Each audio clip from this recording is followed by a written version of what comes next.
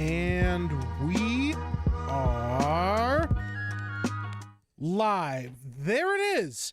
Ladies and gentlemen, welcome, welcome, welcome into another installment of Afro Cast. I need to get like a sound alert that says Afro Cast really cool like that. Be like, ladies and gentlemen, welcome into... and it would be Afrocast instead of the fart noise. Yeah, but welcome in, everybody. Glad to see everyone in chat. I'm gonna say hi to you all. We're gonna move quickly through this. We don't have a ton of time, about an hour and a half, a little under an hour and a half. Gonna be a shorter stream because it took me forever to get this stream set up. I don't know why, it just did. But it's okay. We're gonna hang out, we're gonna talk about some things, you're gonna hear some rants, we're gonna watch a couple trailers as well for a couple things, which will also inevitably lead to me ranting. And then we're gonna go play some Mario Kart. It's Mario Kart tonight for Geeks and Gamers Gaming, so that should be fun. Miss Rough Night, first in the door. Mrs. Rough Night, not Miss Rough Night, excuse me. Mrs. Rough Night, first in the door, says, hail. What's going on, Mrs. Rough Night? Kamikaze said, chicken meeks in my soul. Chicken grease. Hope everyone is doing well. I'm doing well. Z Highness says, Meek. What's going on? I'm still a little congested. It's still a little rough in there. I still kind of sound a little bit like Meekology with 2 Y's, but we're making it work. We're making it work. Shauna, aka Pippin, says, hey, Ms. Ruffin, I hope you're doing well. Well, welcome in, Shauna. I'm also doing well. Thank you for asking. Jimmy Collins says, I dig this music. I'm glad you dig the music. It's good. It's good music. It's fun time. So what's up, Binary Rico? Binary Rico said, over on Kick says it's a goddamn conspiracy, and that is true. It is. David Bartlett says 269 Michigan. Let's fucking go. Yeah, I respect it. Really Old Movie says, sup everyone. What's going on, Really Old Movies? Rough Night pops in. I'm doing my part. Ryan Lewis says, up, all you Meek enjoyers. What's going on, Ryan? Welcome in, buddy. Emily Kruger, always positive, always happy, says, happy Monday. Happy Monday to you, Emily. We appreciate you. It's always a bummer if you don't show up in chat. Okay? Mountain Mutt says, howdy, Meek in chat. What's going on, Mountain Mutt? Good to see you. Rough Night says, Michigander regulators, mount up. Boop, boop, boop, boop, boop, boop, boop. Frank the Tank over on Kick says, sup, Mike? What's going on, Frank? Welcome in, buddy. I know you probably got to get to school, wow. I know you probably got to get to work soon, but I appreciate seeing you pop up, bro. All the time, man. Jose says, I used to be the first all the time, but then I went back to college after 25 years. Well, it sounded like you made a responsible decision, but that responsible decision led to foolish outcomes, you know? And while I feel for you, at the same time, I'm glad that you're making responsible choices with your life. So, Charles Devane says, hail Meek, the cream of the crop. Oh yeah. On Sneak Meek. Yeah, I appreciate that. Paper Liger says, woo, what's going on, Paper Liger? Young Guns, you're thinking the song. Well, yeah, I'm thinking the song. It was a cold, dark night. I'm not gonna, damn, what song is this? It slaps. I don't even remember the name of the song. It's by a guy that's not even on YouTube anymore. He's gone. And he uses a lot of samples, and I really like his stuff. Some of his samples have gotten me copyright claimed, but the songs that I use for my intros and stuff like that, those ones have not got claimed. So awesome. You guys want to hear something ridiculous, by the way? Last night, I got my first community guidelines warning. It was not a strike. It was a community guidelines warning for violent content. I have no idea what they're talking about. I have no idea what I did. My only assumption is they said they pulled the video last night, but it didn't show up. It's not pulled. It's the live stream is up. But the only thing I can figure is that they saw the dog on the plate and saw dog eater and assumed that I was doing something with dogs being eaten.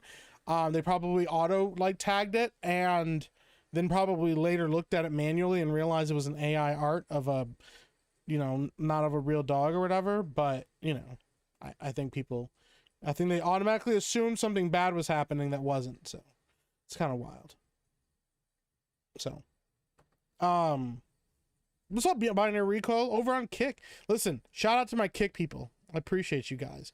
You guys are holding down over there, man. I thought about shutting down Kick for a little bit. It's been really dead over there. But you guys, the thing is, I can't, and I won't. Not just that I can't, I won't. Because I do have a dedicated group of people that do show up consistently to hang out with me over on Kick, and I do appreciate that.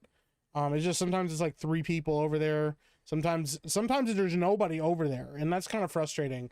Not because it's like, oh, the numbers are all important. I barely check numbers most of the time, but it's just like, I don't know why Kick all of a sudden just went dead like it did. But I always appreciate the people that are over there on Kick. Shout out to you guys holding it down. So, gold nuggets for 5 goober British pounds. Says, after Beardo's horse riding lessons, the instructor wondered why there was an uncurved banana on the saddle. That's wild, bro. That's wild.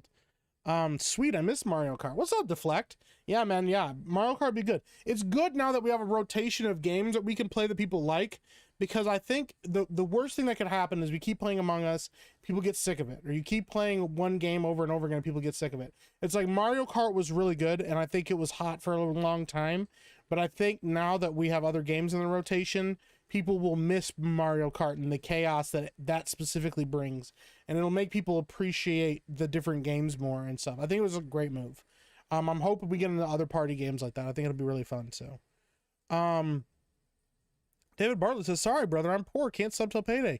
You don't ever have to apologize. You are never required to sub to anything, send me money, send in super chats or anything like that. I just appreciate you being here. Okay, I've given this spiel before. It is never required. It's always appreciated. It helps keep the lights on, but it is never required. And I don't want anybody to ever watch my stream and feel guilty about not being able to donate money. That is not what this is about.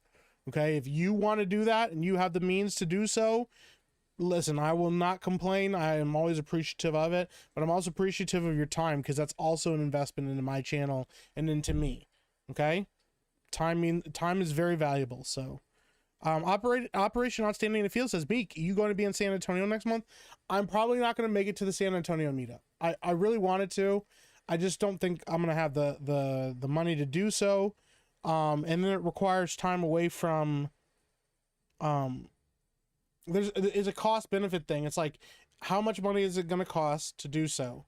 And then how, on top of that, considering the time away from home, how long am I going to wait away from my wife and kids?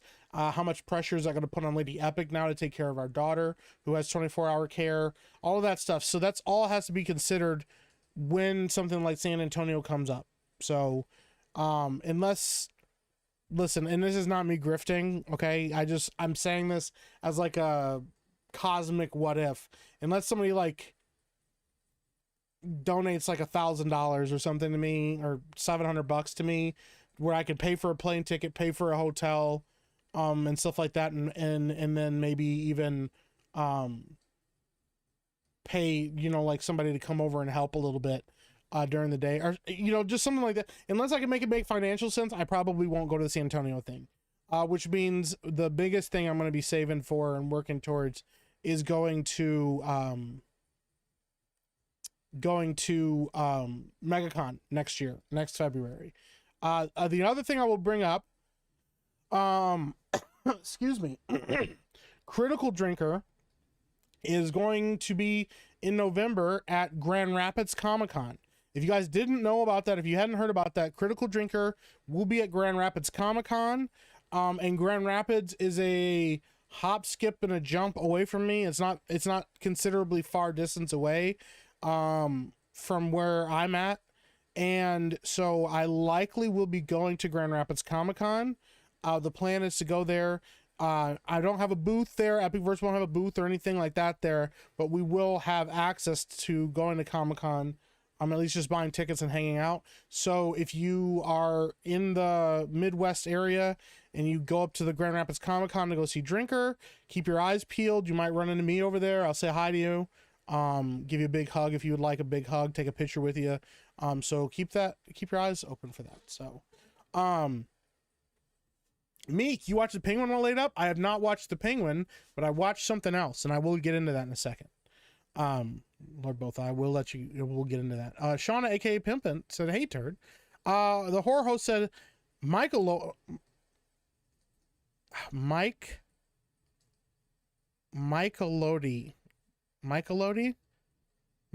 sounds like the worst DBZ fusion. Yeah, I don't like that. I don't like whatever that is. That makes me sad. Glad you were doing well. Yes, I am. Thank you. Dinga says, what it do, amigos? What's going on, man? Kirunte says, play a scary game in October. I am planning to play some scary games. I'm lining some shit up. I don't like to do it. I already have Alien Isolation. I'm probably going to get Outlast. Listen, we're probably going to do a lot of scary games in October. Okay? That's just the plan. Binary Recall says, no, I didn't say that. I use your emote and it popped up as word script for you. Oh, that's odd. Huh. Thank you, Cody T. Yeah, it was a clear, cold night. Thank you. I'll be leaving it in an hour. Well, you will be missed, Frank. Lord Bolton says, I feel like I'm in a minority, by the way. As somebody who didn't think the Thunderbolts trailer looked that bad either way, it's going to be a success in theaters. I'm going to check it out. Idigo Shark says, any game tonight? Not for me. We're just going to be talking. This is Afro cast. We're just going to be hanging out, talking. We're going to watch a couple of trailers. Specifically, one of the trailers is going to be the, Thunderbolts trailer. Talk about it a little bit. And I do have some other news to get into. So, Leylines put me back on the Magic the Gathering. I'll never forgive him. Dude, Leylines is rad, man. Shout out to Leylines, man. I hope I run into him soon, man. I would love to meet him and hang out with him. I've been watching Deadwood for the first time, and when I got to the Kitty Stone part, I was like, God damn. Oof. Cody T eating dog. Yeah, they found out about the dogs, bro. They got very upset about that. So, what's up, Sissy? Welcome in. What's up, Lady Astrid? Welcome in as well. They're too lenient for what you did to the dog. Frankly, you got away with too much. Did you check out the Thunderbolts teaser? We're gonna watch it together. I've already watched it once, but I do want to watch it again, have it fresh, talk about it. I do love a cycle of games personally. Yeah, I think it's a best way to go about it. The only takeaway I got from the Thunderbolts is that they made Winter Soldier feel deadly again. Other than that, nothing said. Must watch to me. Well, I'm gonna check it out. We can talk about it. I'd like to hear you guys' thoughts. Holy fuck says, hello, Bushman. Hello. Speaking of Bushman, guys, I don't want you to target it. You're not harassing anyone. But I think we need to start a campaign to discuss the idea of a show between me and another certain person. Starting a show called Bushcast. I think it needs to happen. I think Bushcast needs to be something that needs to happen. I don't have any logistics or an idea of how that's going to work out, but I think it needs to happen either way. Okay? I think Bushcast is a genius idea. I think people would love it. I think it'd be super popular. So, digging the Dr. Doom in his garage podcasting thumbnail. Yeah, thank you. I thought that was pretty cool. I went and AI generated a bunch more thumbnails. I have like a bunch more that I AI generated, and I have a bunch more ideas that I'm gonna AI generate because I do want to check these out and do some more. So, Dingar Renegade says, Mike, have you eaten any dogs today? No dogs. I don't eat dogs. Listen, Jeremy should sell G&G. He never has time. All he does is Cobra Cast. Krista should be the CEO. Yeah. No, Jeremy's never going to let that happen. Jeremy will always be in charge of Geeks and Gamers. I think he's trying to figure out a way to kind of balance everything now. So there's no way he's missing Mario Kart tonight. That's for damn sure. What's your favorite and least favorite MCU film or show that you've seen? My favorite MCU film or show, if we're counting shows, because that's the unfair comparison. If we're counting shows, it's Daredevil. I think recently, I want to go back and rewatch them, but recently I've just developed a deep fondness for Daredevil and what it accomplished with television, what it accomplished with superhero things, and I actually legitimately think that Daredevil is one of the best superhero adaptations we've ever gotten, and it is also exceedingly good television. So I think it's also up there in the upper echelons of good television. It's not perfect, but season 1 is amazing. Season 2 is really good, but it has some flaws. And then season 3 is phenomenal. The fact that we didn't get a season 4 pisses me off. So, but Daredevil, if I have to do shows, and my least favorite property of anything that we've ever gotten is probably Ant-Man and the Wasp. It's the only MCU film that I immediately forgot about as soon as I walked out of the theater. I didn't remember anything about the movie. I barely remember that Walton Goggins was in it, and I'm a huge Justified fan. Yeah, Ant-Man and the Wasp was fucking rough. I haven't seen Quantumania, but I did see Ant-Man and the Wasp, and that was kind of a fucking travesty. So that's probably my least favorite. Nerdrotic will be there as a regular. Did he say that? Did he announce that he's gonna be there? Interesting. I have to donate to the Mike Going to Dallas film, but my dog is having surgery on October 7th. Oh, I'm sorry to hear that, Double Hawk. That sucks. Yo, I hope everything goes well with your dog, and the surgery goes well. That sucks. Listen, pets are family. I'm not somebody that prescribes human status on animals. Animals are not humans. They're fundamentally different. They have fundamentally different values. But pets are family. I do believe that very strongly. And so it's whenever, a pet is getting surgery, or a pet, unfortunately passes away or comes up missing or whatever, like it's like having a family member missing. So listen, I feel you. I really hope that goes well, man. We'll be praying. The horror host says you could be Drinkers Go for like Jay is for Gina. Drinker already has a guy that does that stuff. I mean, I'd offer to do that. I'd help Drinker out, him being up in Michigan and stuff like that. But he already has a guy that does that stuff for him, so there's no way that he needs me. So I didn't think he knows I fucking exist, even though I met him and hung around with him for hours.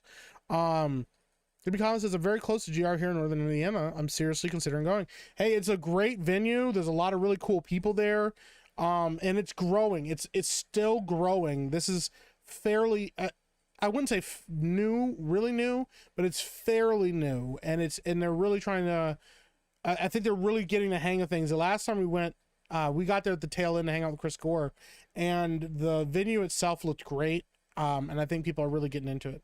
They said mycology and misspelled. Oh, gotcha. Meek and Benology. I added the two. Oh, gotcha. Okay. It took me a second to figure out what was going on. Listen, I don't remember half the shit that I ever say. So will you play the Mortuary's Assistant in October? I don't know what that is. I don't know what the Mortuary Assistant is. That sounds like a scary thing.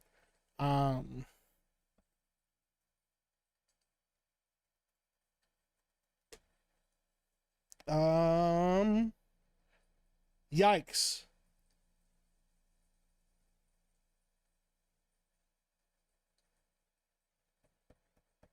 Yeah, I don't think I want to play that. I think that might actually give me fucking nightmares. I don't know. We'll have to see. The main problem with Thunderbolts, other than Bucky and John Walker, who cares about the others? I mean, that's fair. U.S. Agent definitely did nothing wrong. I'm ironically the most morally good person on that show. Have you ever played Soma, Mike? I have not played Soma.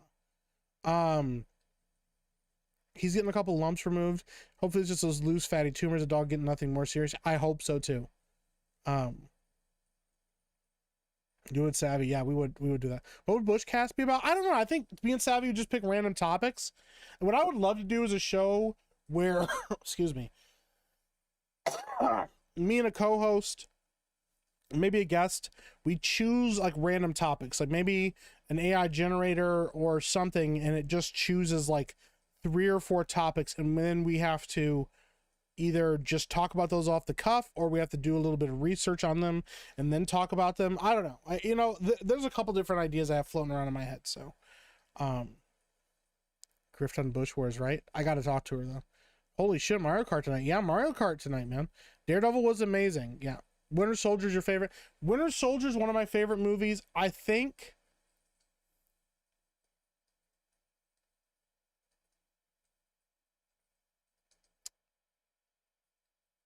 it probably is Infinity War, because I think Infinity War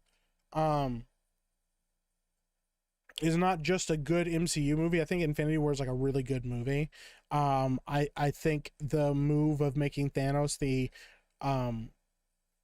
protagonist of the film, yes, protagonist of the film, is the best one of the best ways to subvert expectations. If you're gonna do it right. And the thing is, they don't make Thanos a sympathetic villain. They make you understand his point of view. And you may agree, but at the end of the day, here's the thing: people, this whole Thanos was right thing is not. No, he's not right. He's abusive. He's abusive to the people around him. He's dismissive of people's lives. He kills with reckless abandon. It's not just random. He also kills out of anger and spite.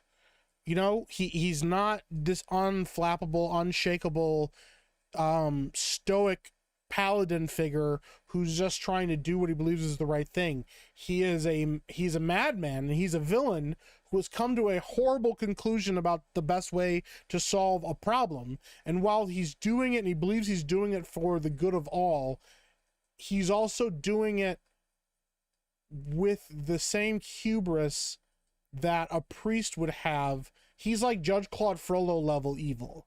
Like, he believes what he's doing is right. He believes that he is in the moral high ground, and that because he is in moral right standing with himself, that justifies any evil acts that he would then carry out. I can kill my daughter-in-law or my adopted daughter because it's for the greater good. You know, I can destroy these people's lives because it's for the greater good. I can watch a woman kill the robot that she loves, turn back time and rip a fucking stone out of his skull because I get how difficult this is, but I'm in the right here. Okay.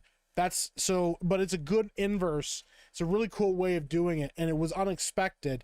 And a lot of people didn't realize that Thanos was the protagonist until the end of the film, when it tells you that he's the protagonist, because he tells you early on in the movie, he goes, what will you do after you accomplish that? He goes, I'll watch the sunset on a grateful universe. That's the line. And if you're the villain, if you're the antagonist, well, most of the time you don't get what you want. The protagonist does. That's good storytelling. You don't want the antagonist to get what they want.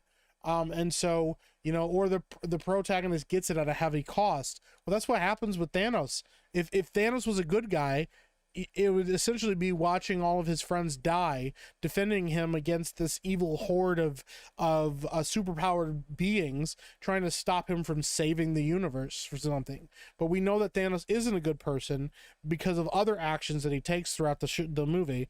You can see, do you see this guy? You guys see this white hair?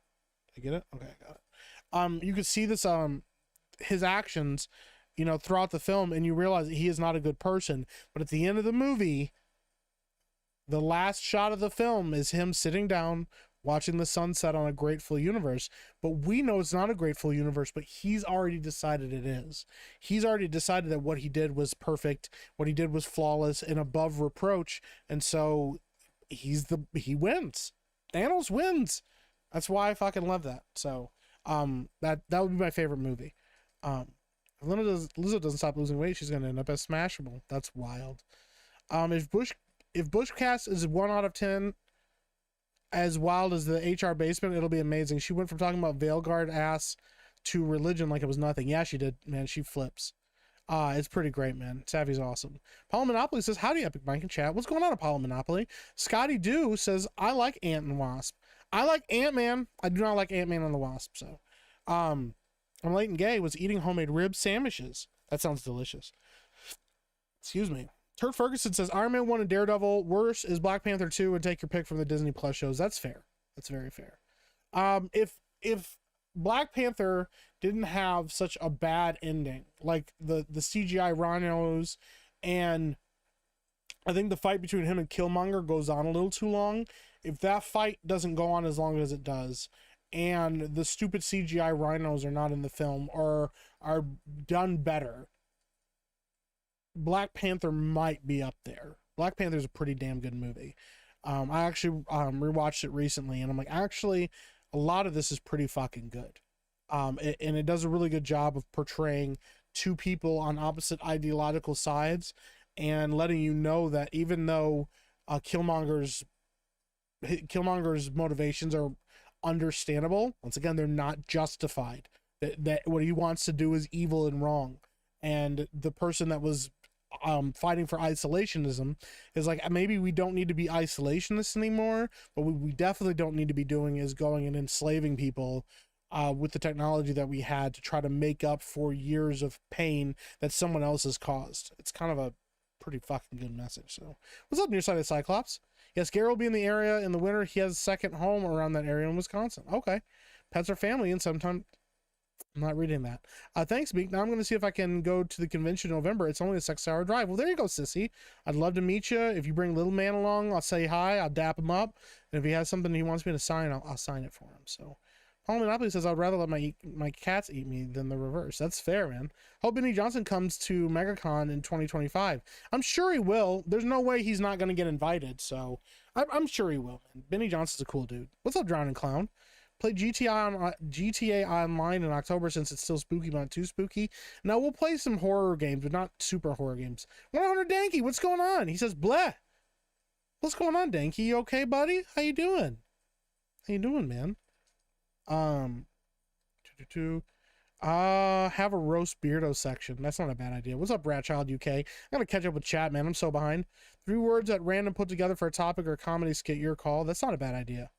Highly recommend Soma, sci-fi horror with a smart story. Mahler has high praise for it. Okay, I'll put it on the list. I'll see. I gotta see what things are available, because what I might do is do some random games throughout October that are horror games, and then maybe I'll end October with the first or second Resident Evil game. I don't know if I can find the first one on PC, but at least the second one, and start with the second one, the remake, and I'll start playing through the Resident Evil games, because once I'm finished with Metal Gear Solid, I do want to get into the Resident Evil games at some point. I think that'd be really fun, and maybe I'll take a break from Metal Gear for a little bit and play some Resident Evil, and then we'll go back to Metal Gear. I don't know. We'll see. So, Infinity War. Excuse me. I'm so fucking sorry. Infinity War was sick. I didn't know where they were going. They were going to lose, and I was blown away. Yeah. Infinity War just pissing me off because of how dirty they do the character like the Hulk. Yeah, they needed to do him right with this. Instead of having him in the suit, they needed to have him get his shit together in the movie and break out of the suit. They took too long. They shouldn't have done a Professor Hulk yet. They should have waited. They should have done the Professor Hulk after the fact. Hulk should have came out of that suit and fought and stuff like that, and then when he turns back into Banner, whatever, they've been like, yeah, we got some stuff to figure out, and then done the Professor Hulk thing. It would have hit a little bit better. It still would have been stupid as fuck, but it would have been done better than just having Hulk kind of bitch out, and then we don't see, and fucking off camera they make up with each other. Like, stupid shit. Iron Man 1 is still the best MCU movie. Iron Man 1 is very fucking good. Using Infinity Stones to make more resources. Yeah, using Infinity Stones to devise a machine that creates infinite resources. There's all kinds of things that they could have done there. He's called the Mad Titan. He's absolutely is Rolando A. Ramirez. I get that, but you're wrong, and I hate you. That's fair. I take that. They call me Benology with 2 Y's. I get on my knees more than Kamala Jeremy is very grateful. Preview my new lyrics. That's wild. Oh, those are previews of your new lyrics. I was reading that all in Benology's words. Oh, yikes. Plus the fact that they could have ended it so easily, putting Star-Lord like 20 feet away so he couldn't hear Thanos' whisper. Yeah, but once again, like Doctor Strange said, there was only one reality where they won, and it had to be the one where Star-Lord lost his shit. So, your bush is shedding? Always, dude. Didn't he become a farmer in another timeline? I believe he did, so. It was done that they left it up to that. My thing is this, if you break it down I look through the timeline and realize that there's only one scenario where we win, and the one scenario that we win is that Thanos gets the gauntlet and beats us, but in the way that it's the way that he does beat us that makes it happen.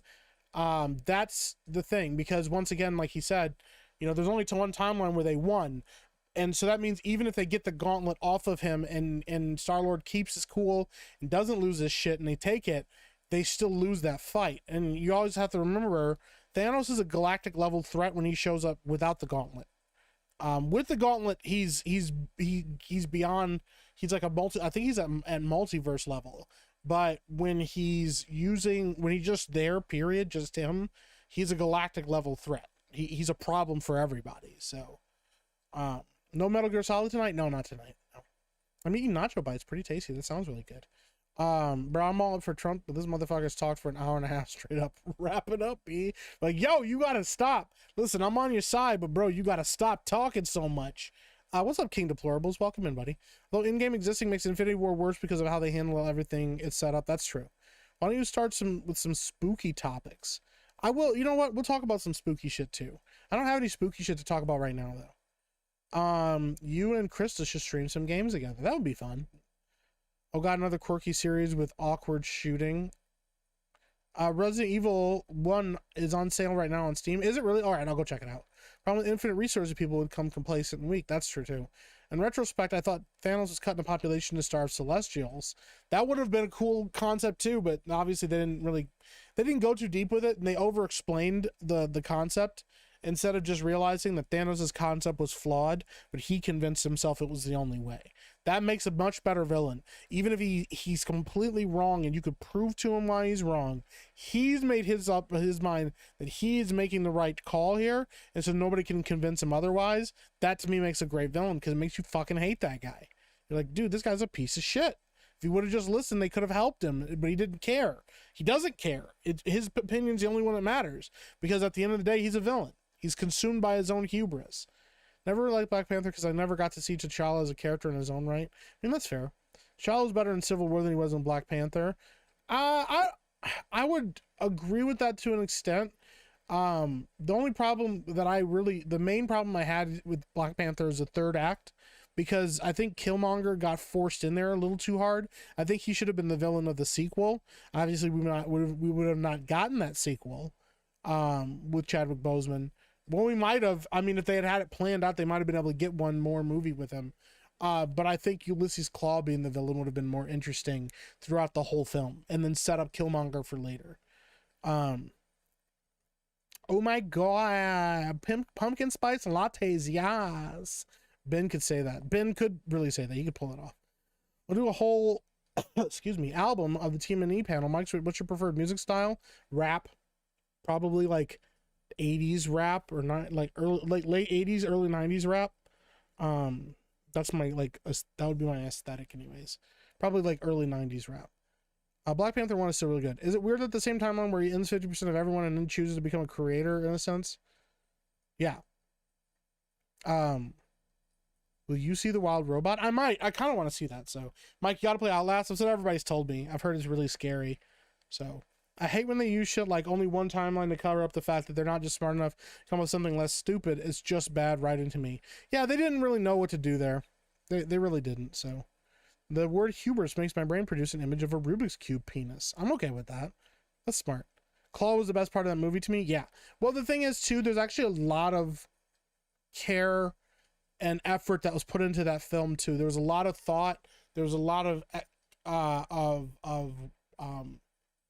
intentionality by Ryan Coogler in that movie that I think sets up for the movie being better than the sum of its parts, because it could have been a shitty movie. It really could have been a really shitty movie. And the reason it doesn't turn out shitty, the reason it did as well as it did, and I think the reason it resonated as well as it did, was because of the care that Ryan Coogler put into it. And because also Ryan Coogler wasn't trying to flat out race bait. He was trying to showcase a different culture. He was trying to say, hey, here's a culture that is outside of America, that's outside of the American zeitgeist, that would function differently and is somewhat influenced by African culture and where it might be in the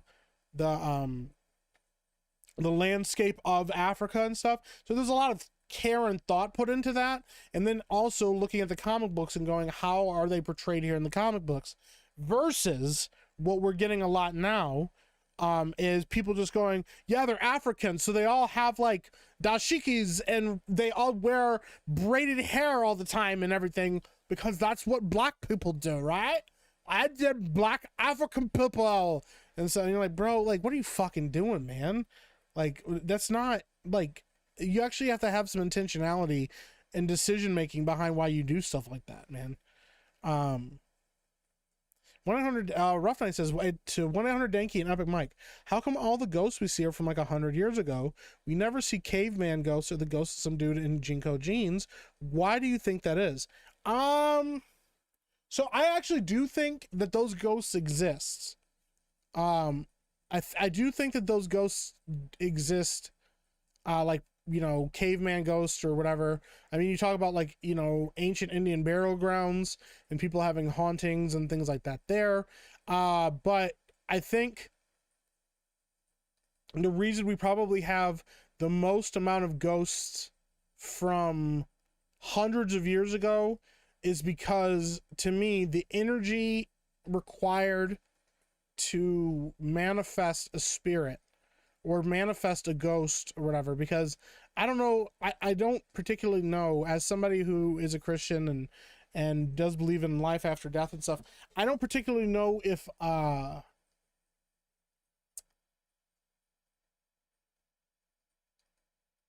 ghost is an actual person's spirit.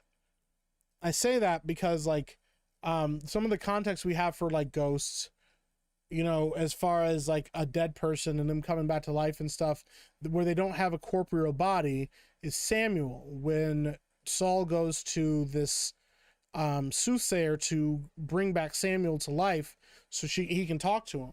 And I think, if I remember correctly, the translation for when he sees Samuel is not that it was Samuel, but that was a familiar spirit. And so my context for that, or my understanding of that, the best that I can understand of it, and this is from my very limited perspective, is that when a person is in a situation, or anybody in general that is of influence or of notoriety, or and not just that way, but also like even influential on the environment around them, like people with significant amounts of trauma, you know, people with significant amounts of influence, like lots of different things like that. There's like an energy around these people. So certain people affect the environment around them more, that they draw in things that we are not capable of seeing within like what you would call like the spirit realm. And so I think that sometimes those things will follow you around and get to know who you are and your personalities. And I think they can mimic those personalities, and they're almost like sponges that absorb like the spiritual energies of people that are around them. If that's the case, then that's why people that like are followers of like Jesus or whatever typically have like angels around them, because those are spirits that operate under the authority and the context of like Jesus and, you know, and you know, Yahweh or whatever, because Jesus does talk about like unclean spirits and evil spirits. We don't know what their operation is, and we don't exactly know where they come from or where they manifested from, but they do seem to be drawn to people that have severe amounts of trauma and stuff like that. I think that, saying all that, I think we don't see as many of them modern day, because there isn't as much trauma and there isn't as much deep anguish that we have in the world today. I think the world today is easier than it ever was before.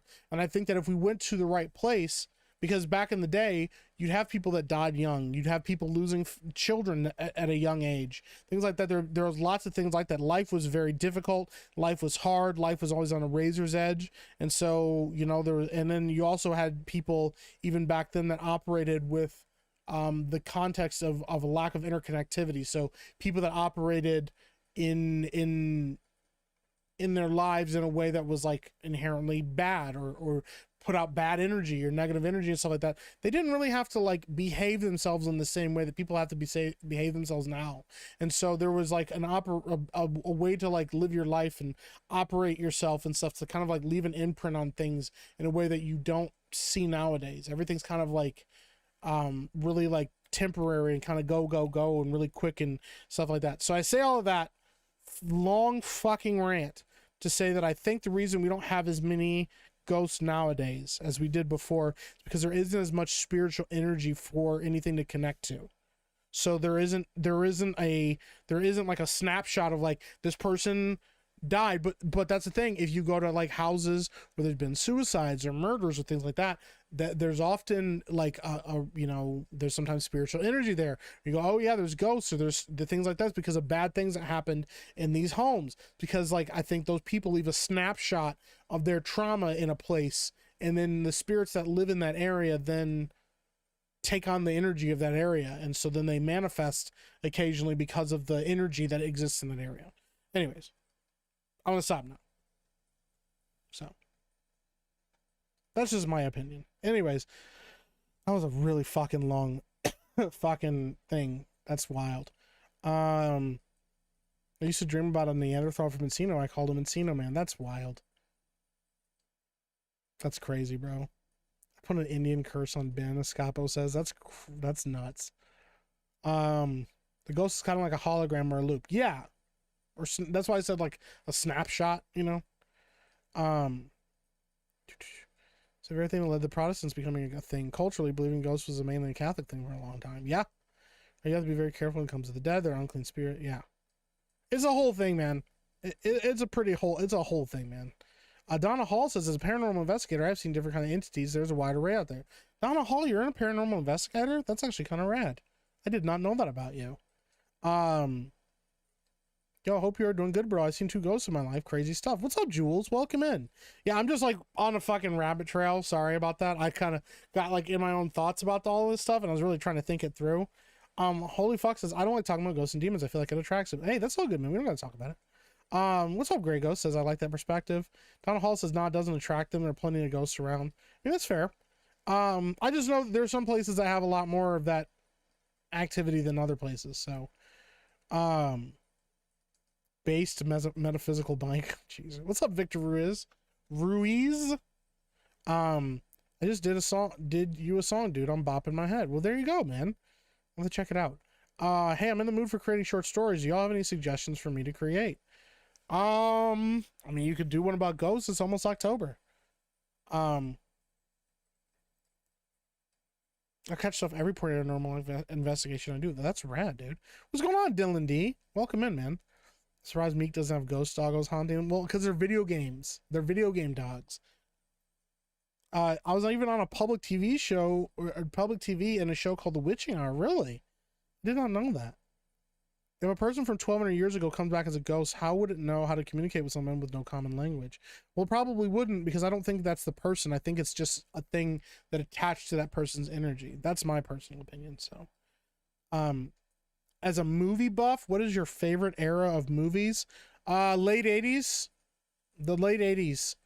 The 80s in general were really, really great time for movies. Late 80s, early 90s. Might have been the best run we had ever gotten of movies. There were some phenomenal fucking films that came out in the 80s and the early 90s. So, I think, and then with the release of things like movies like The Matrix, that was a really big one.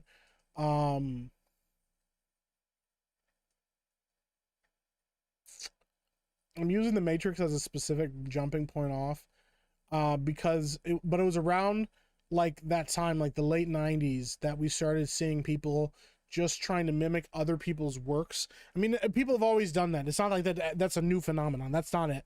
It's just that it feels like there was a lot of copycat movie makers that said, wow, The Matrix made a ton of money. That's really cool. How can we make The Matrix? You know, and we also saw kind of a blow up of blockbuster films. And so there was people trying to figure out how to make the next blockbuster movie and not thinking about what the context of what they were making and why they were making it.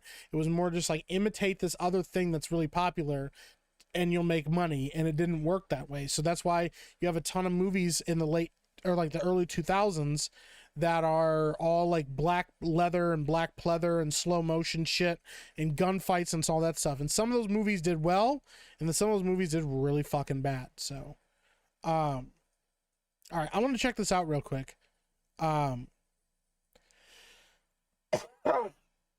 Excuse me.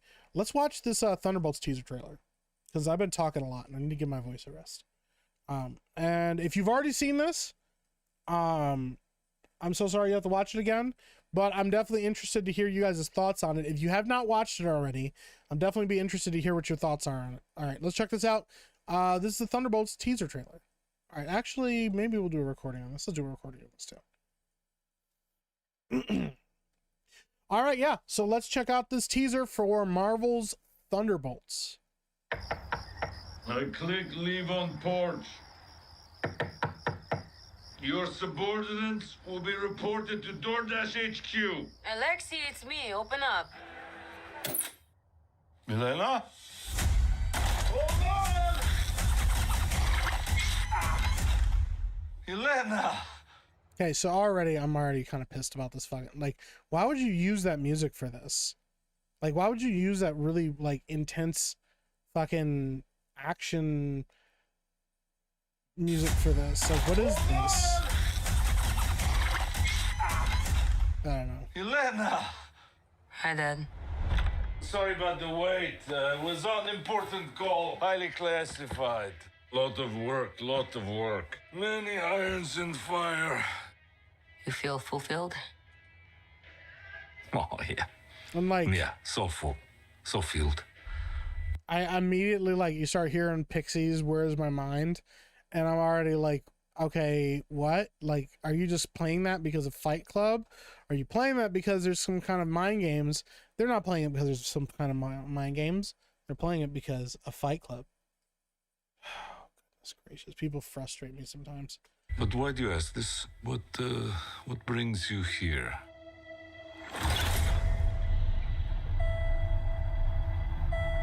There is something wrong with me. An emptiness. I'm just drifting. And I don't have purpose. I thought throwing myself into work was the answer.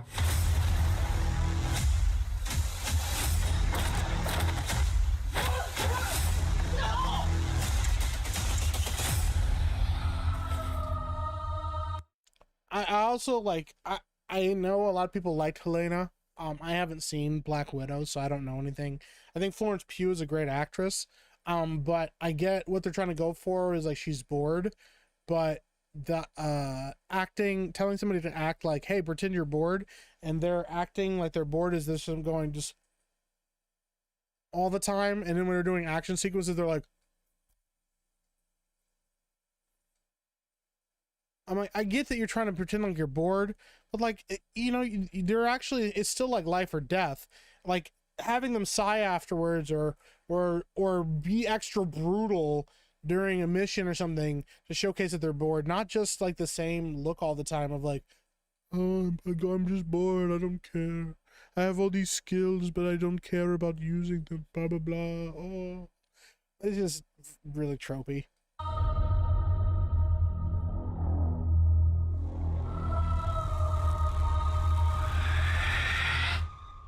With your feet on the air, your hands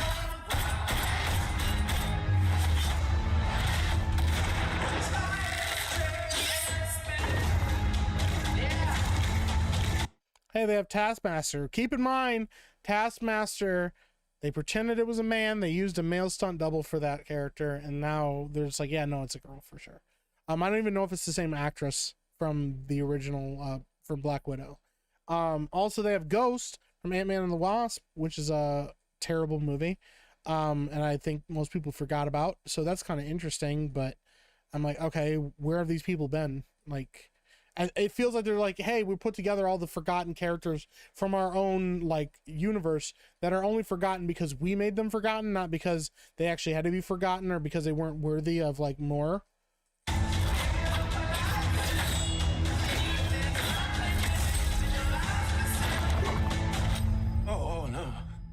Who are you? I'm Bob. Okay, and then for people that don't know what this is, this was supposed to be Steven Yeun. This is Bob. I don't remember his last name now off the top of my head from the comic books. Bob is the superhero Sentry. Sentry is one of the most powerful beings in the MCU. And obviously they're trying to play up the They're trying to play up the part of him because one of Robert Reynolds, that's what it was. Bob as Sentry, he has like agoraphobia and a bunch of other issues. He's got like depression and all this stuff, and so he's like a very reluctant superhero because he has a bunch of like mental health issues and struggles. But it's also partially because he has he also partially has like another side of him, which is a villain called the Void. Surprise spoilers for people that haven't read the comics. And my guess is that the villain is also going to be Bob, that they're going to be running into this other villain. Or my guess is because they don't want to do the Void and Sentry, they'll be running into the Sentry and it'll be a problem, and they'll be like, what is going on here? Why is the Sentry guy after us? And then they'll find out later that it's actually Bob that's causing the problems. That's my guess. But yeah, I don't know. That's the Sentry, and they're going to ruin him for sure. So. Who sent you, Bob? Nobody. You were all sent?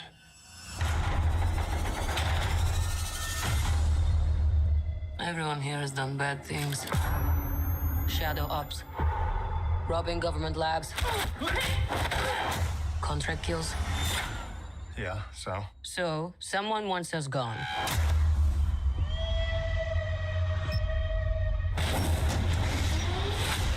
What the hell? We're brought up with this belief that there are good guys and there are bad guys. What's the plan? This could get messy.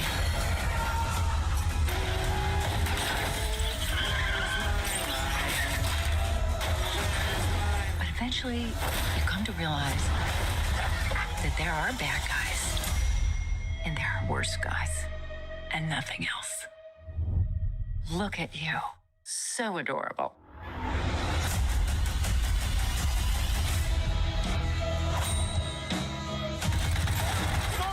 She's bullet. Yeah, I don't know, man. Already I'm just like, nah. It just feels very like low energy. And once again, none of these characters, I think that US Agent still has the super serum. So we have two characters in Red Guardian and then US Agent that both have the super serum. But like, I don't think none of these guys are capable of fighting Sentry. Sentry is like Superman level powerful. So they're going to either have to nerf him or they're going to have somebody else with that level of power be able to fight him, or they're going to give him some weird MacGuffin or that they can use against him to bring the Sentry down. But it's still weird once again that there's a character like the Sentry floating around in this world, and I will get into probably more later with that. But like, I don't know, man. I just don't know what to think about them using Sentry as a character in this. And then obviously she's playing Lady Hydra. But I don't know, man. I just don't see it. What happened to bulletproof? It's bulletproof-ish. Is that Bucky? That's not good.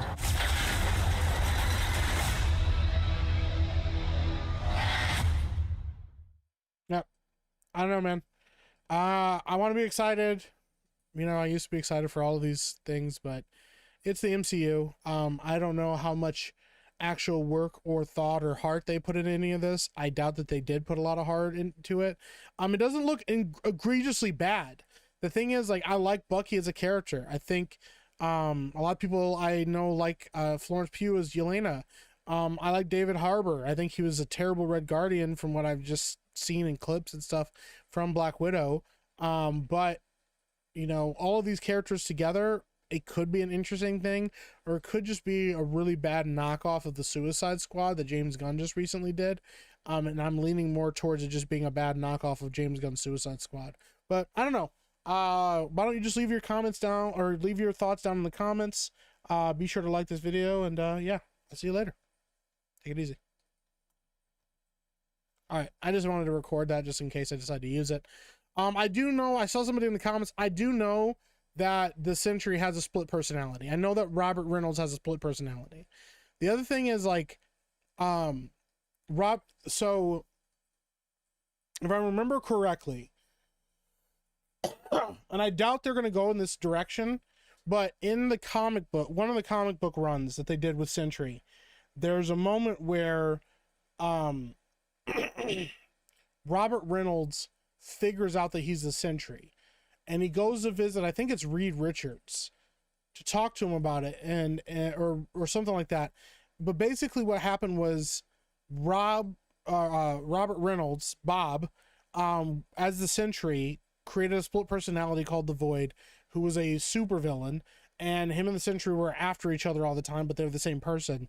And it caused such a huge fucking problem and such a ruckus that they didn't know what else to do with Bob. So they decided to erase everyone's memory of Bob, including Bob's memory of Bob.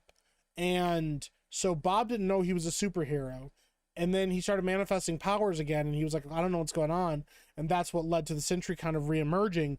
But before that, they basically like did an interesting way of retconning him into like, oh, Bob's always been around, and the Sentry's always been a superhero, or has been a staple of being a superhero for a long time. But because we erased him from everybody's memory, nobody seems to remember that he existed, and we kind of scrubbed him from the history books or whatever. So I don't know if that's the way they're going to go with this. I doubt it. I doubt Marvel has put that much time and effort into figuring out Sentry.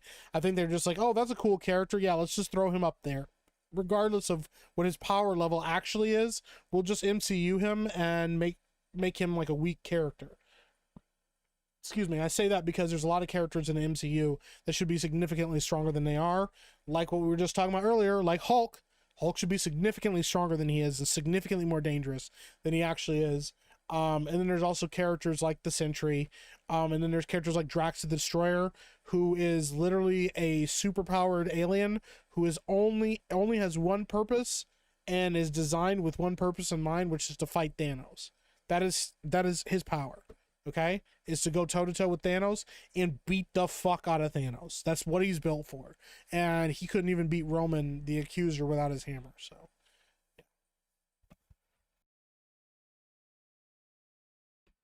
Kamikaze says, seems like movies are all quippy one-liners and nostalgia bait these days. Yeah, I agree. They're just doing Fight Club, yeah. Makes me think of the end of Fight Club, goated movie. Sorry, turd, autocorrected my, oh no, you're right. You know what I think the issue is? They let AI generate most of this and piece the rest together. They probably did, yeah. Their purpose is to have children. Oh my god, dude. 100-pound girl destroys a dozen grown men in round 15. The Arrow, Ghostbusters, Running Scared, Beverly Hills Cop, Scarface, Airplane, Bill and Ted's Excellent Adventure, 48 Hours, Caddyshack, Back to the Future, Big. Yeah, man. Dude, those bangers. It's weird as the setup of a bunch of villains being forced to work together, pretty much just Suicide Squad. In the movie, we're just trying to be Guardians of the Galaxy. Yeah. It's derivative of a derivative. Trying to be Suicide Squad when Suicide Squad was trying to be like Guardians of the Galaxy. 100%, man. We've come full circle, right? All women except John. Task 1 swap gender. I'm not affiliated with these movies. Ghost is my name, right? The Taskmaster swap was terrible. Yeah, 100%. Girl with Pew Pew. It's Florence Pugh. The only one that could take on World War Hulk. Yeah, Sentry is a fucking badass. Yeah. Fucking fought him to a standstill, bro. Just him and fucking Sentry just went toe to toe. World War Hulk, they just started beating the piss out of each other. They just got fucking tired. It's like if like Superman and Darkseid just stood in front of, or not Darkseid, Doomsday just stood in front of each other and just started punching on each other until they both died. Or well, they didn't die in the comic. Sentry and Hulk didn't die. I think Hulk reverted back to Bruce Banner and then asked Bob to knock him unconscious. So, heard Diddy makes a cameo as himself. That's crazy. Yeah, I'm gonna pass on this. Bad guys. I really wish you never went with that accent. Just sounds so unnatural. Yeah. Who's excited for 28 years later? The movie was allegedly filmed on an iPhone 15 Pro Max during shooting the film. Interesting. That's kind of cool. Competent Bucky, at least. Yeah, Bucky's the only thing that I've heard anybody say anything positive about when it comes to this trailer. I think that's the only thing that people are excited about. So, I like that they showed him his shirt full of bullet holes and guys started shooting at him, right? Ghost is a great villain when it's Iron Man he's going against. Yeah. I just noticed that Bucky put his arm in the dishwasher. Yeah, he did. Yeah, he did. Asterisk equals edgy because of the uncertainty, right? Boss babes, dumb and weak men, and the bad guy is probably a white guy. Also, a few comments about bad capitalism. Yeah. Leftovers from the other better movies team up. So is this like their Suicide Squad? It looks like it. But hit hard if the Marvel was doing good, the movie's going to suck because of the writing. Yeah.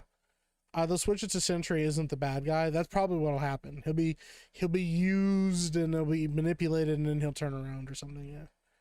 Meek is Hydra. I'm not Hydra. Hail Hydra. How does US Agent have the shield? He doesn't. He probably has like another shield that's not as good. It's not a bad teaser. It's Marvel Disney just done fucked up our hopes and expectations. Yeah, it just feels meh. It just doesn't feel like anybody cares. Even the people that are doing it doesn't feel like they care as much. So Thunderbolts gonna be a movie or TV series? It's gonna be a movie. Yep.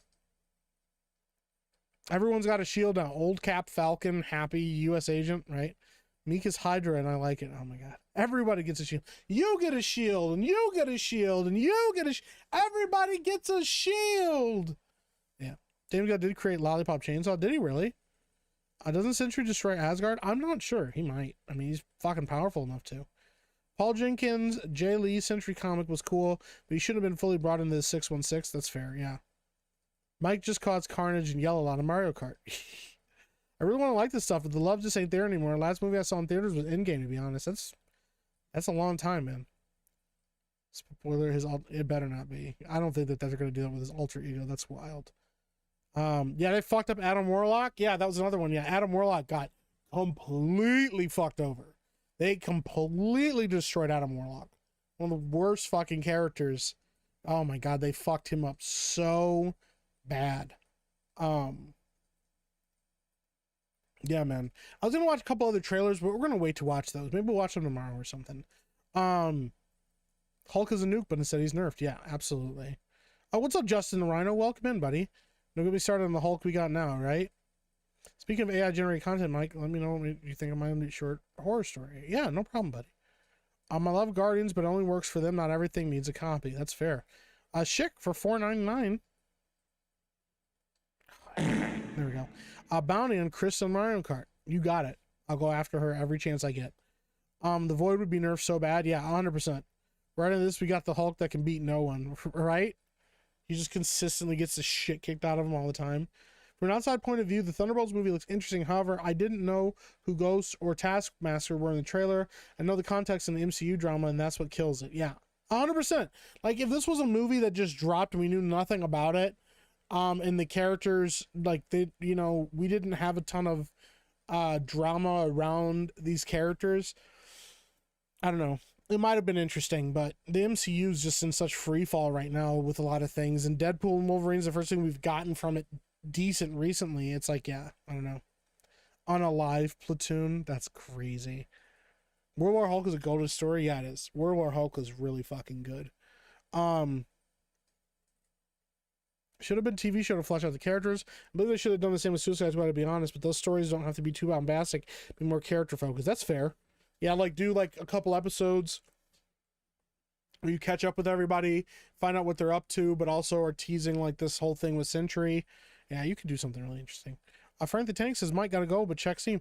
Yeah, actually, I was just going to mention that over on Steam, Frank the Tank just gifted me Resident Evil. Thank you, bro. You did not have to do that. Thank you, thank you, thank you. I deeply appreciate that, man. That means a lot to me. Thank you. Thank you, thank you. Holy cow, dude. You did not have to do that. Well, now we have Resident Evil, so that's definitely on the list to play. All right? I've played the original Resident Evil years ago, but now we're going to play the new one, so yeah, man, we'll definitely check it out. We got a little less than half an hour, about 20 minutes before I have to go to do Geeks and Gamers Gaming, because I don't have the ability to hook my Nintendo up through my streaming software. So we have a couple things we can talk about here. Real quick, let's do this. Let me see if I can find this real quick. It's been a minute since we've done this. Oh shoot, never mind. I don't remember where it is now. Never mind. We probably won't do that. I was trying to find a music file that I had, but I don't know where it is anymore.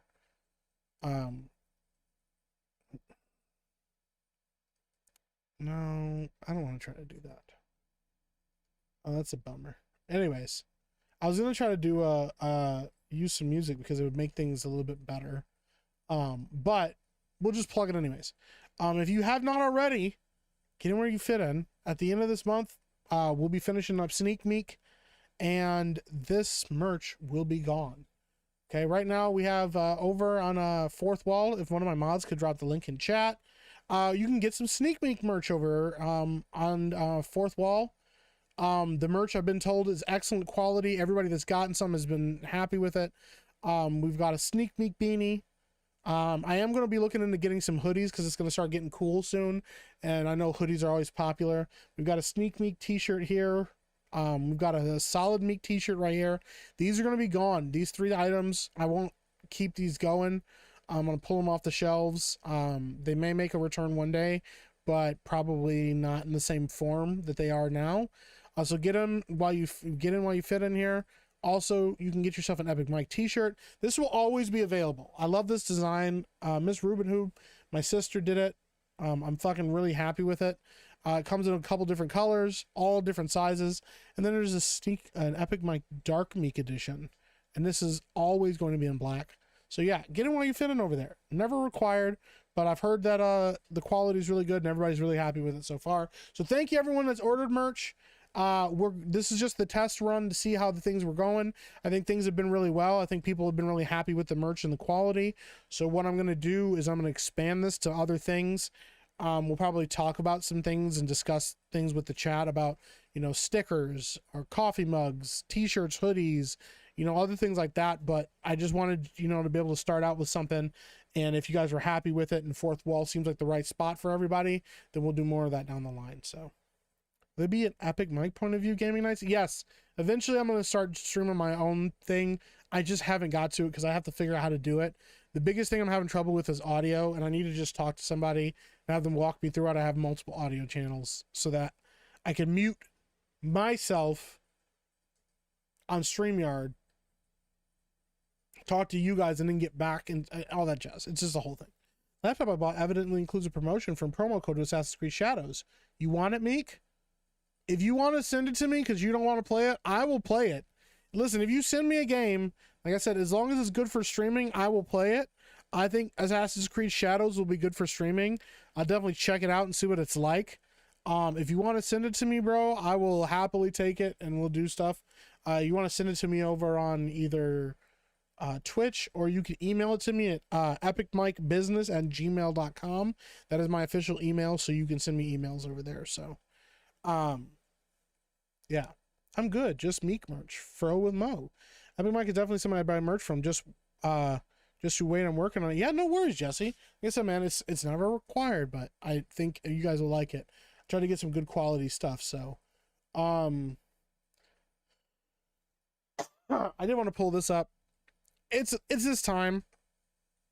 I fucking live in Michigan, and so everybody's trying to fucking push for this goddamn elections coming up, and fucking living in Michigan, our governor is Gretchen Whitmer, and she decided to go full Hillary Clinton with the cringe, and posted this yesterday, and I just wanted to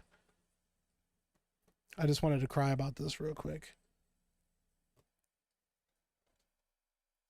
I'm here with volunteers and they're cooking with gas. This slaps hella. My house party just slayed. I'm calling voters today, rizzing them up. Trump wants to ship union jobs overseas. Not chill. This is gas. Trump wants to cut taxes for billionaires. I'm leaving the chat. No cap. I'm Swifty AF. It's giving the next president. I'm here with volunteers and they're cooking.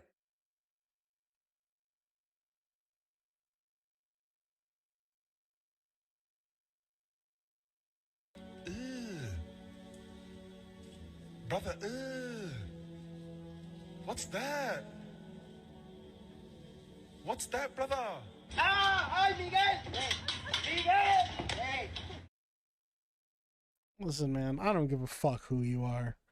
I don't give a fuck what side you're on, who the fuck you're pulling for. I don't give a fuck if it's for Trump or it's for Kamala or it's for Jimmy Joe, who's running for the Socialist Party, or fucking don't do this shit, okay? Don't fucking do this shit, bro. Like, just don't. Like, cringe isn't. Cringe is gonna get like 4 people to fucking vote for you. They're gonna be like, oh ha ha ha, that's pretty fun. Ha ha, that's pretty funny. Ha, I'm gonna vote for Kamala now because that's so funny.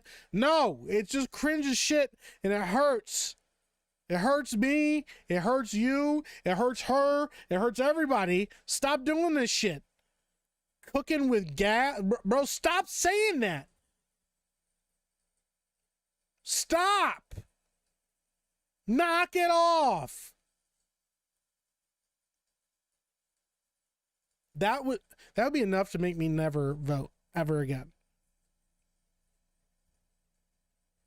Supposed to be cringe. No, I think they just gave her what it is this is actually happening a lot recently.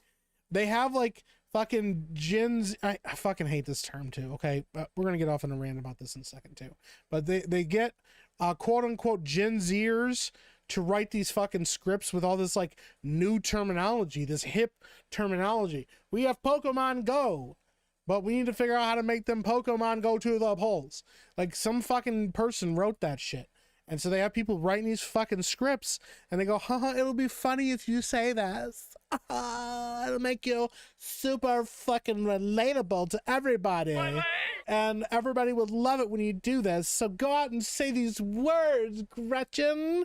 And then she says them, and all it does is make her sound stupid. It makes you sound stupid. It makes you never, like, dude. The other admit she's funny as fuck. Always had from her first commercial where she said "fix to damn roads." I mean, bro, she's always trying shit. I think you can have a balance of a funny candidate or somebody that's lighthearted or chill. I think we've had those over the years. Candidates can poke fun at themselves, things like that. And then there's like shit like this that just makes me hurt. It makes my back hurt. The Gretch. Yo, it's the Gretch, bro. Like, oh God.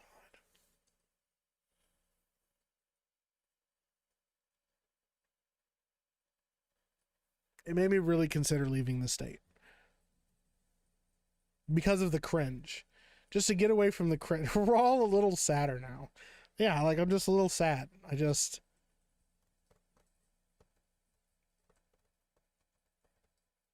makes me really sad.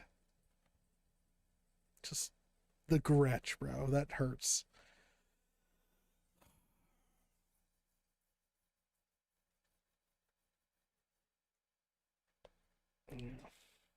Did you catch that Roman Cody promo? I did. I can't get into the generation stuff now. But like, here's the thing. Generation stuff is another way to label people and divide them. Based on culture, not on actual like realistic data. You used to be able to have some kind of understanding of generations based on things like boomers, like baby boomers. Like, a bunch of guys came home from the war, they fucked. Now there's a bunch of kids that have been born from the product of like a bunch of their parents being overseas and stuff like that. There's ways to identify markers within a certain grouping of children. But at the same time, I think that it's gone overboard, because what people try to use generational like terminology or labels for now is like unique identifying markers to be like, well, I'm not a fucking millennial. I'm a Gen Xer or a Gen Zer. And it's like, some of what these kids are coming up into, they're all kind of coming up in the same time. Like, so when I was in school, like, they can call us millennials. They used to call it, what was our fucking name before? It was Gen something. I don't fucking know. I don't fucking remember. Anyways, but like, our generation, part of the reason that it was is significant, our significant thing that happened was, one, the internet got really popular about the time that we were growing up. It was like the internet had just really started popping off. And then when a lot of us got to high school or were just about to get out of high school, that's when social media showed up. And social media, with no fucking context for really what it was, outside of like AOL chat rooms occasionally, kind of fucking blew up and made everybody able to connect with everybody else and constantly be on top of everybody else's business and constantly be aware of everybody's mental health and all the shit that was going on with everybody. That's significant. We also had something else that happened very significant in our generation, which was 9/11, because we didn't understand the context of what was happening. We were young and we had a horribly traumatic event happen on United States soil that had never been seen before. Whether it's perpetrated by the government or not, it's all a goddamn conspiracy.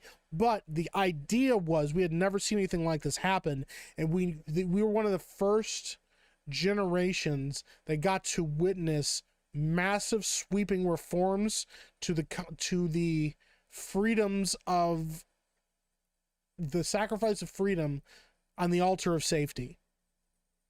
You know, we're growing up going, oh my God, like, you know, and then Y2K was also a big one too. There's a lot of context where we got to watch the government make these very, very controversial, very misinformed decisions that affected us and were going to affect us growing up. And then at the same time, while all that was happening, we walked into the ability to connect with everybody else in a way that we never connected to, and developed the ability to do things like, I mean, there's always been, you know, catfishing and scamming and stuff, but catfishing and all these things online blew up in a way that we never expected to, because you could pretend to be anybody on social media and you were talking to a bunch of kids and didn't know any better and stuff, bro. Like it was a mess. It was a complete mess. And so there's that. And then, you know, maybe you can quantify the next generation, the kids that grew up where they only have ever had the internet and social media. I think that's important, you know, in those contexts as well. But it's like there's a lot of interconnectivity that there in relatability that you would go, okay, I'm from a generation that doesn't know any of this technology and wasn't around until I was already well established to not have it. You know, there's a lot of older people that still listen to the radio a lot and stuff like that. Those people are slowly dying out. Those people won't be around much longer. I think that's an important cultural stepping stone to say, you know, the last few people that exclusively listened to radio, that didn't have social media, things like that are going to start dying out, and we won't have those people anymore. Okay. But like, I just say that because I think sometimes generational stuff is used to draw divides, you know, without realizing that there's actually, it's more important to understand how to relate to the people that came before you and why they were the way that they were, so that we can, you know, be better and understand why they made the decisions that they made.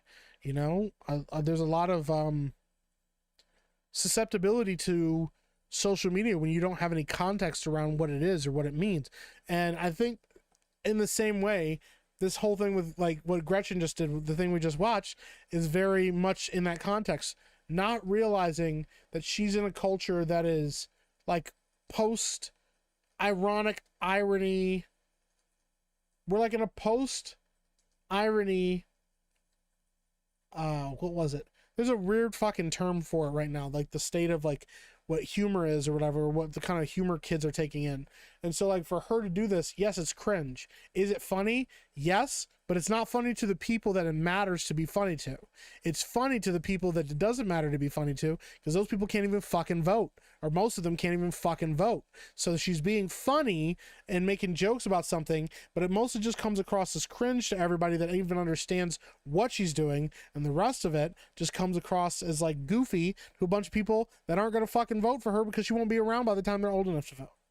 It's a weird, like, it's a weird line that we exist in a weird space right now that we exist in with the internet and the way that culture is moving and stuff like that. And it is important to understand the culture, but it's also like there's a constant drive and push on the internet to move on to the next thing and the next thing and the next thing. It's impossible to keep up with all of the terminology and all of the new changing stuff. And so you have to pick a line in the sand and go, do I understand enough about internet culture to not allow it to affect me negatively, and also to maybe connect with people that have stuff going on? Yes. But does that mean I have to be up with all the current terminology? No, because next week that terminology will be different. Somebody else will come up with some weird fucking meme that'll be even weirder than Skibbity Toilet, and they'll run with that shit. And then they'll look at you, Goofy, when you're walking around talking about Skibbity Toilet, and they go, nah, like, that's stupid, man. That's weird. We're past that already, bro. You're way behind on the times. So don't try to keep up with this shit. But that was just like more like a cringe thing. It was just really fucking cringe, bro, and it hurt me inside. It made me really sad, because she didn't have to do that. So, modern culture is a parody, what it used to be, or even a parody of parody, and the mirror on mirror thing's just getting worse as time goes on. Yeah, it's kind of something like that. It's weird. There's a video that surprisingly iDubbbz did when he was back doing his thing with Sam Hyde, where he explained and broke down what the internet humor has become and what it was and what it evolved into, with like irony and post-ironic irony and all this shit like that. It's actually kind of informative. I think it would be a good one to check out if you haven't already. But all right, it is 10:20. I have 10 minutes to get ready for this stream, so I'm gonna go prep my Nintendo and stuff and get ready for all of this. Guys, I appreciate the hell out of you. Thank you for hanging out with me. We'll do more streaming tomorrow. We're absolutely doing Sneak Meek tomorrow. Not tomorrow, sorry. Tomorrow's Tuesday. We're doing Sneak Meek Wednesday for sure. Tomorrow will be Tuesday night's cool down. We'll talk more about some of the subjects that I didn't get to today. We're going to talk about Dragon Age Veilguard. I have a big fucking rant that I need to go on to get that off my chest. I'm going to be talking about fucking Hayley Williams from Paramore. I'm holding people hostage at her fucking concert. There's a couple other things, and I'm sure there's more shit that I can go off about. Guys, Tuesday night's cool down is going to be rant heavy tomorrow. So prep, okay? Prep. Keep your volume down. Get ready. I'm heated, okay? I was gonna go into this heated. I had to cool myself off because I didn't have enough time to get into it. But tomorrow we will have enough time to get into it. We're going to be on a rant stream tomorrow. It's gonna be very intense, and we're gonna be really, really, really fucking heated. We're going. So, guys, I appreciate the hell out of you. Take it easy. Enjoy the stream. Geeks and Gamers Play. We're doing Mario Kart, so go check it out. It'll be a lot of fun. And yeah, I'll talk to you all later. Take it easy.